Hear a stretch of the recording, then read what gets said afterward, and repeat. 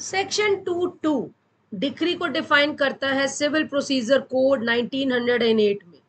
Decree का क्या मतलब है? डिक्री का एसेंशियल जो है वो स्टार्ट होता है आपके एडजुडिकेशन से। आपका कोई ना कोई एडजुडिकेशन होना चाहिए। जो एडजुडिकेशन आया है वो सूट में आना चाहिए। और तीसरा कहता है कि भी राइट्स जो पार्टीज के हैं वो कहीं ना कहीं डिटरमाइन हुआ होना चाहिए जो कंट्रोवर्सी सूट के आगे है। फोर्थ एसेंशियल यहाँ पे बात करता है कि जो डिटर्मिनेशन आया है वो कंक्लूसिव नेचर का होना चाहिए। और लास्टली कहता है कि भी वो जो आया वो फॉर्मल एक्सप्रेशन कोर्ट की तरफ से आया हुआ होना चाहिए। इसको हम थोड़ा सा डिटेल में देख लेते हैं। एडजुडिकेशन का मतलब है आपका जो क्वेश्चन है, आपका जो डिस्प्यूट है, जिसको लेके आप कोर्ट के आगे गए हैं, वो कोर्ट एडजुडिकेट करे। इसका मतलब आपके मैटर को सॉल्व करे। सेकंड आ जाता है एसेंशियल यहाँ पे, जो कि बात करता है सूट की। सीपीसी में कहीं पर भी सेक्शन 1 से लेके 20 तक कहीं पर भी सूट वर्ड को डिफाइन नहीं किया गया। लेकिन सेक्शन आपका जो डिक्री की बात करता है, जो सूट की बात यहाँ पे करता है, वो 1933 में आपके पास एक केस आया, Hansraj Gupta versus official liquidator of Dehradun Mussoorie electric Trombay company, जहां पर कोर्ट ने सूट वर्ड को समझाने की कोशिश करी।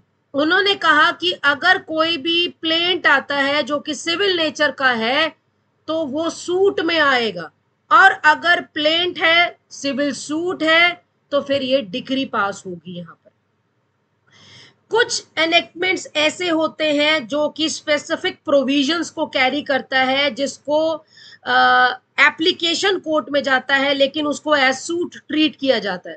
जैसे कि लैंड एक्विजिशन एक्ट है, इंडियन सक्सेशन एक्ट है, हिंदू मैरिज एक्ट है। यहाँ पर जो आता है वो स्टेचुटरी सूट होता है और ये डिक्री होती है यहाँ पर। फिर थर्ड एसेंशियल यहाँ पे आता है कि पार्टीज के जो राइट्स है कंट्रोवर्सी में वो कोर्ट को बताना है, ना कि प्रोसीजरल राइट। जैसे order for dismissal of suit for default of appearance. Secondly, order refuse कर रहा है लीव टू स्यू इन फॉर्मा पॉपरस। यहाँ पर लीव का मतलब होता है परमिशन। फॉर्मा पॉपरस का मतलब होता है कि आप इंडिजेंट पर्सन है और उसके लिए आप कोर्ट से रिक्वेस्ट कर रहे हैं कि मुझे as an indigent person, as an forma pauperis accept किया जाए। तो यहां पर ये डिक्री नहीं होती है। इसके बाद आ जाता है आपके पास कंक्लूसिव डिटर्मिनेशन, जैसे कि ऑर्डर 41 रूल 23। ये डिक्री नहीं है। यहाँ पे पार्टीज के राइट्स को नहीं बता रहा है। फॉर्मल एक्सप्रेशन कोर्ट की तरफ से आना चाहिए। अब फॉर्मल एक्सप्रेशन का मतलब जब आपका प्लीडिंग आ गया, इश्यूज फ्रेम हो गया, ट्रायल सारा ओवर हो गया, अब होमवर्क जो है वो कोर्ट की तरफ से, यानी कि जजमेंट पास करना।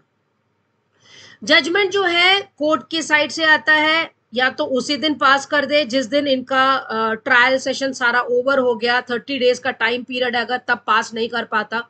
एक्सटेंशन जो है आपका 60 डेज है, और उस जजमेंट के पास हो जाने के बाद 15 दिन के अंदर अंदर कोर्ट की ड्यूटी बनती है कि वो डिक्री को पास कर दे।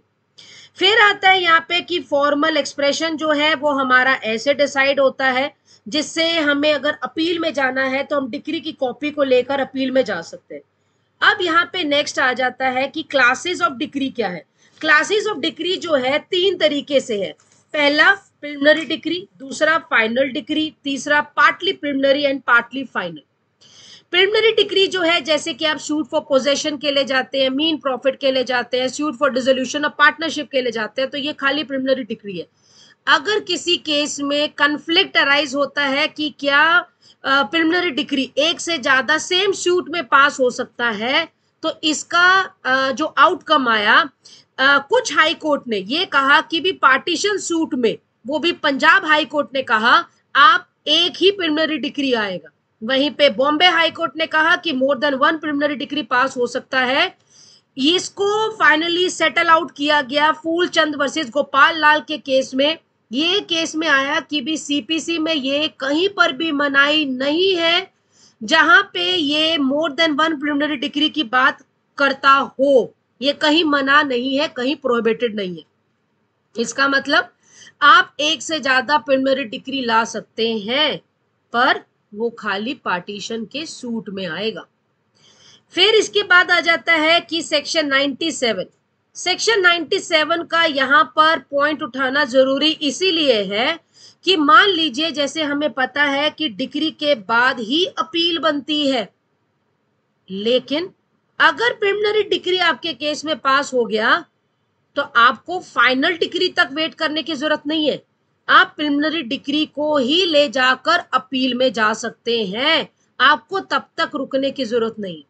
सेक्शन 97 यहां पर यह भी कहता है कि अगर आपने तब अपना राइट अवेल नहीं किया तो आपका ये वेवर में चला जाएगा। इसका मतलब आपको ये राइट बाद में नहीं मिलेगा कि आप फाइनल डिक्री में उस पॉइंट को उठाएं जो प्रिलिमिनरी डिक्री में बात की गई।